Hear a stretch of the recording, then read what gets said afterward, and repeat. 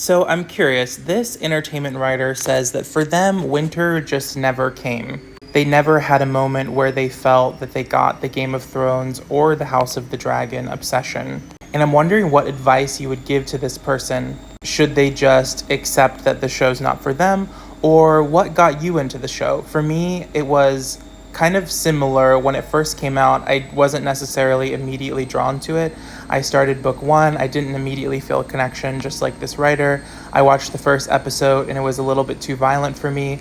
But I think that what happened was that there is something in psychology called the familiarity bias. Do y'all hear my laundry machine in the background? It's like kind of scary.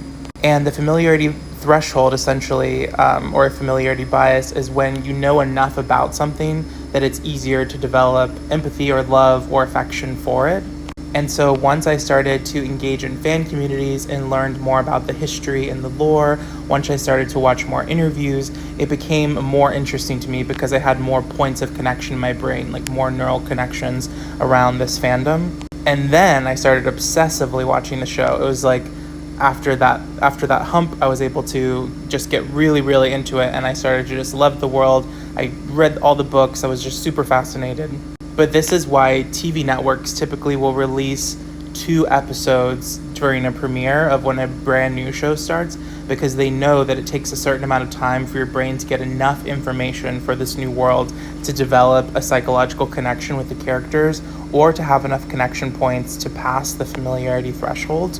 And so I'm wondering what your advice would be to this writer. Should they try to pass that familiarity threshold, or is this just clearly not for them?